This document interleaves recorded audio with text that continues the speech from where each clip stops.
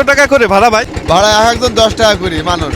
মানে 10 টাকা করে। সেই মাইকেল মধুসূদন দত্তের কবিতা থেকে সতত হে নর্তমী পরমর মনে, সতত তোমার কথা ভাবি এ বিরালে।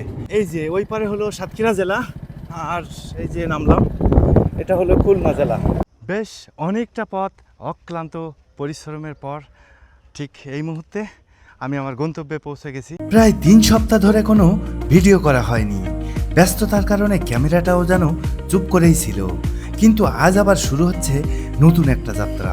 গন্তব্য খুলনার কয়রা, যেখানে লুকিয়ে আছে ইতিহাস আর প্রকৃতির এক অসাধারণ গল্প। আসসালামু আলাইকুম সবাইকে। অনেক দিন পরে আবারও একটা নতুন ভিডিও নিয়ে আসতে চলেছি। আজ আমি যাচ্ছি খুলনার কয়রা উপজেলাতে একটা ঐতিহাসিক মসজিদের ডকুমেন্টারি করতে। শুধু মসজিদের ভিডিওই না, যাত্রাপথের প্রতিটা মুহূর্ত আপনাদের সাথে তুলে ধরতে চাই। চলুন দেখে আসি পথে কি কি অপেক্ষা করছে আমাদের জন্য। গ্রামের কাঁচাপাকা রাস্তা ধরে ছুটে চলেছি অজানা পথ ধরে। রাস্তার দুপাশে চোখ জোড়ানো সবুজ প্রকৃতি আর দিগন্ত জোড়া বিস্তীর্ণ চিংড়িঘের, যেন প্রকৃতি নিজেই এঁকেছে এক জীবন্ত ছবি। একটু এগোতেই সামনে দেখা মিলল ঘোলা ত্রিমোহনার খেয়াঘাট। সারি সারি নৌকা বাঁধা, আর মাঝিরা অপেক্ষা করছেন যাত্রীদের এক পাড় থেকে অন্য পাড়ে পৌঁছে দেওয়ার জন্য। চারপাশের এই শান্ত পরিবেশ, নদীর হাওয়া আর গ্রাম বাংলার সরল সৌন্দর্য মিলিয়ে মুহূর্তটা আমার কাছে হয়ে উঠেছে এক অসাধারণ ও স্মরণীয় অভিজ্ঞতা। এই জায়গাটি হলো ত্রিমোহনী, মানে 3টা নদী মিলেছে 3 দিকে। সত্যি অসম্ভব সুন্দর একটা জায়গা। আজকে প্রথমবারের মতো এই জায়গাটা অন্য জায়গায়। চারপাশের অপার সৌন্দর্য দেখতে দেখতে খেয়া নৌকায় নদী পার হচ্ছি।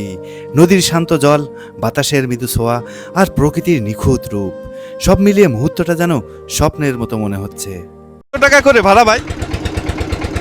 ভাড়া একজন 10 টাকা করি মানুষ। মানে 10 টাকা করে। তো হ্যাঁ। কতক্ষণ চালান সারাদিনে? সারাদিনে মেলাক্ষণ চালাইনি হয়। মানে সারাদিনে এখানে চালান? হ্যাঁ। রাত্রে রাত্রে আর চালাইনি। কত টাকা ইনকাম করেন? তা ডেলি 800-900-1000 করে হয়। মাশাআল্লাহ। অবশেষে পৌঁছে গেলাম অন্য পারে। এই পারের নাম কি ভাই? কল্যাণপুর প্রতাপনগর। তো কল্যাণপুর প্রতাপনগর, এখান থেকে হয়ে আমরা কয়রার উদ্দেশ্যে যাব। জানি না কতক্ষণ লাগবে, আর সামনে আরও কি কি অপেক্ষা করছে। অবশেষে খেয়া নৌকা পার হয়ে আবারও ছুটে চলেছি অজানা পথ ধরে।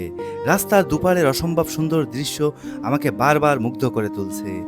ভাঙাচোরা এই অবদার রাস্তা ধরে অল্প কিছু দূর এগোতেই আবারও চোখে পড়ল একটি খেয়াঘাট, নাম দোশালিয়া খেয়াঘাট, যেটা কপোতাক্ষ নদীর পাড়ে অবস্থিত।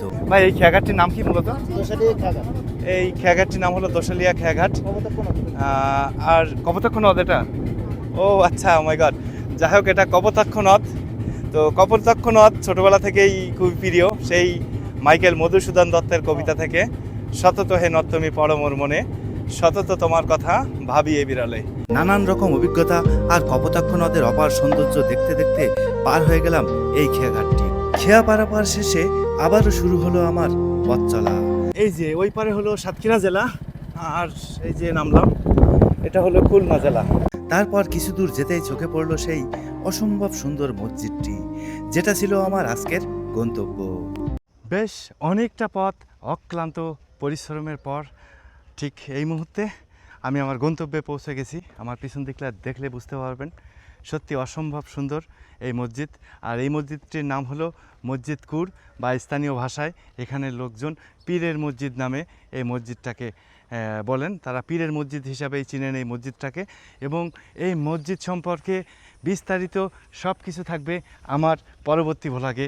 আর পরবর্তী ভ্লগটা দেখতে হলে অবশ্যই চোখ রাখুন আমার পেজে।